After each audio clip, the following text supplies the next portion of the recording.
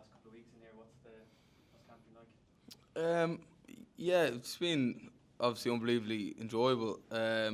Obviously, us Leinster lads came off the back of a pretty, I suppose, good ending to the season. So we're all on a high, but all really excited to get in here and the group and the atmosphere, is really good around the place. So plenty of fresh faces and plenty of excitement as well in the group.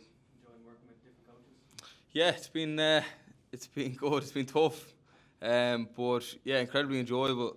I had Cully Tucker, specifically at 20s level, so I've worked with him before. So yeah, look, I found it really good. I suppose the information and the way the game's being played is quite similar to the coaches that would have been here during the Six Nations. So there's not too much of a difference, but yeah, really really enjoyable so far. So working with Paul O'Connell, what's he bringing that's his own kind of flavour to it, or is it very similar to what you've experienced? I suppose it's he's working us hard.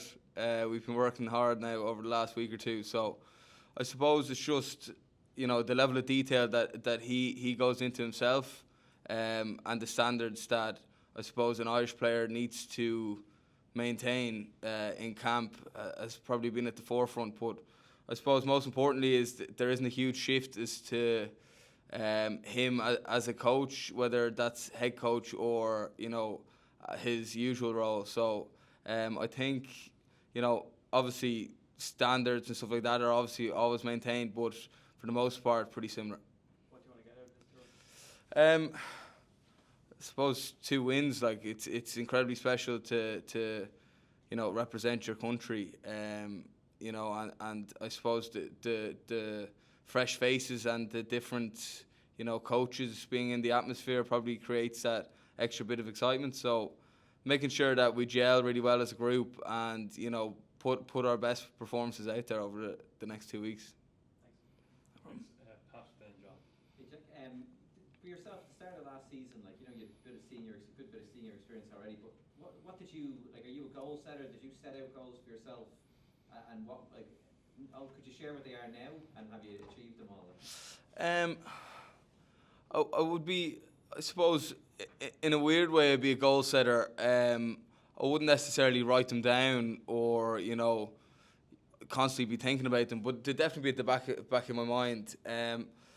I knew that there's obviously 2 world-class players in front of me with Cian Healy and Andrew Porter, so I knew there'd be a bit of being patient and biding my time. But ultimately, I knew I wanted to play in an Irish jersey, and I was lucky enough to do that over the Six Nations. I suppose the start of the year, it's tough to gauge where you're at, and you kind of have to take it week by week. I know that's quite cliche, but you really don't know where you stand until you get into the season. So for the most part, it was week on week, but ultimately, you have to keep performing well, keep pushing hard, and you get opportunities. You just have to take them. And you see, you're here, you've had a great season. Hopefully, you kind of go on and have a great tour as well. But see, lads like McNabney, he was in the squad originally, and then he's out for a long time. Someone like Ruben Crothers, who you played under 20s with, is retired now as well. It's how fickle the game can be and how cruel it can be. So you have to really, do you see that as I really have to take the most of the chances that are coming my way as well? Yeah, absolutely. Obviously, unbelievably gooding for the 2 lads. But, the most important thing is, I suppose, you come in with a smile on your face and you enjoy doing it. So there's been plenty of lads with injuries, setbacks, starting careers later than they wanted to, or, big setbacks in the middle of careers. So it is very much so taking the opportunity when it arises, but making sure that an injury doesn't completely throw you off. You have to, still enjoy what you do and not, I suppose, take your eye off the ball as well. And then just the last one for me is, coming from that kind of Michael's setup as well, when so many players have come through in the last decade or so. What's it like being in those setups? Is that an inspiring thing to see lads kicking on and being internationals and you saying, I have a chance to do this as well? And you're cheering them on one year and then you're, playing with them then a few years later.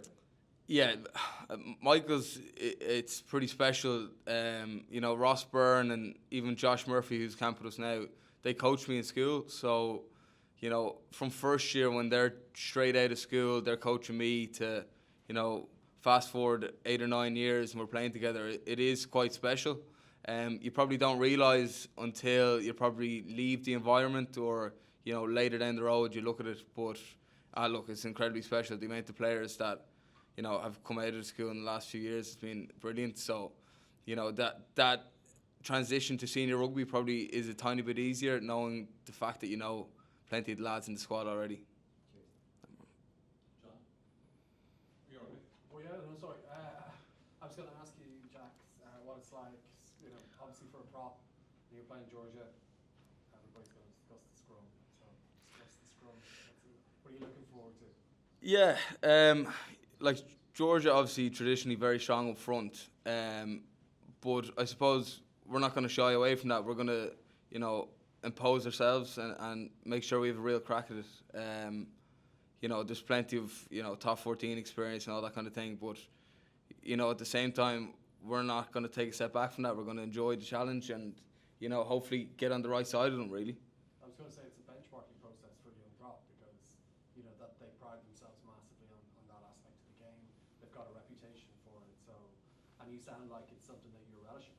Yeah, absolutely. Like, there's obviously a young enough group front row wise, but the competition and I suppose the hunger in the group to keep improving is there, definitely.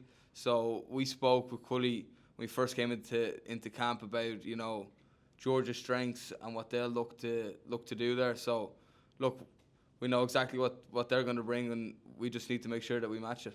You touched on, actually, funny enough, Cully and 20s. When you play 20s, you would have faced bigger backs to a large degree. So this is, in some respects, a little bit of an extension of that as well. Yeah, absolutely. I know I'm not the biggest prop in the world. Traditionally, our Irish backs probably aren't the biggest in world rugby. So, I suppose that bit of not so much underdog kind of mindset, but making sure that you're pitched up with the right emotional energy and making sure that you're ready to properly bring it to them. And technique, I presume. Exactly. Derek? No problem. Just to slightly harp on that, look, everyone else is on holidays in Georgia and Portugal, and you're up front. You're going to have to do all the hard work, right? So yourself, Gus and Tom have international experience. That's a good thing. How much is it incumbent on you to help out the likes of Stephen Smith? And can you tell us a little bit about Stephen? I mean, he's gone from Old Wesley to Georgia front row. So what's he been like in camp? And how much do you? I mean, you're still quite young, but there's an incumbent on you to be a leader in this camp. Can you tell us a bit about that? Yeah, absolutely. I suppose Cully and Paulie, the way they work is they'd be, I suppose, give quite a lot of ownership to the players as well. But, I suppose first things first, I have to get my stuff right. And making sure that I nail my own job and bring people with me. But I suppose just touching on Stevie, like, he's an incredible athlete. He's pretty much been fast tracked through the academy, and he's been playing really well. So look, he's been brilliant in camp. He's a big physical guy, and he'll be absolutely fine. What's he like as I mean, to go straight from the academy, practically avoiding Leinster? Okay, he has 21 minutes or something along those lines. Has he been? He must be happy around the place. What I'm trying to get from him. What's he been like? Yeah. Look, it's always tough coming into camp for the first time. I know myself, when I first came in, it's quite daunting. So, making sure that you don't take, I suppose, the feedback too seriously. You don't take criticism too seriously. You enjoy the experience, and you get to know the way Irish players play and the way that the coaches want to see you play. So, I think his hands are quite full at that at the moment, but he's enjoying. It's definitely, enjoying being around the lads and enjoying the experience so far. So it seems. Is there a throwing coach in camp, or who's responsible for coaching the lineup? Cully will be doing that, yeah. Okay.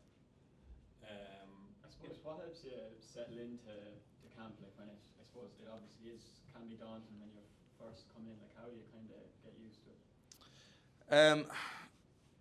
To be honest, it does take probably a camp or two to get properly used to it. It can definitely be daunting. So I suppose the main thing is being yourself. Like Faz would always speak about, being yourself and making sure that, don't try too hard, don't get in your own way. just making sure that you don't, I suppose, overthink things too much. You enjoy the experience and you get to know the lads. The better and closer you are with the lads, the easier it will be, you know, on the pitch. They'll pick you up, they'll give you a bit of feedback, they'll help you out. So probably, yeah, not getting in your own way and probably not taking it too seriously at times as well.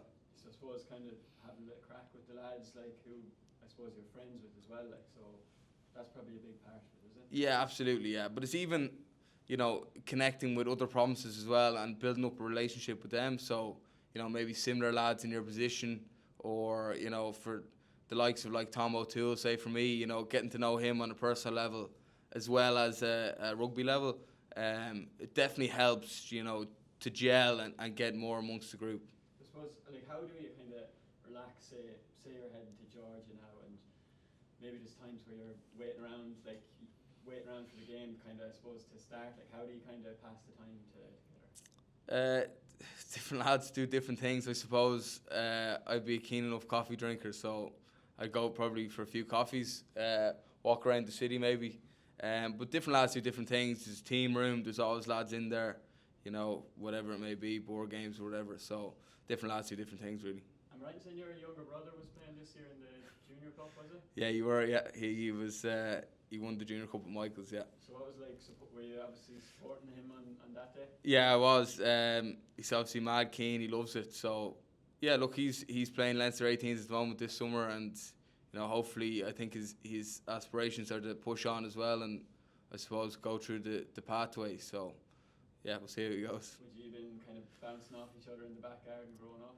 Yeah, there's a bit of an age gap there, but I suppose definitely growing up, you know, I would have been bullying him enough, but I think, you know, roles nearly changed, so yeah, just have to stick on him, you know, and you know, he's brilliant at what he's doing at the moment, but you have to make sure that, you know, he stays grounded and he keeps, I suppose, improving at his own pace. Was there a rugby background in your family? Yeah, so my uncles and my dad played in Old Wesley. Funny enough, where Stevie Smith's playing at the moment, and then my cousin played out in Clontarf and played kind of a bit of Leinster youth and stuff like that as well. So big, obviously, rugby following family, but yeah.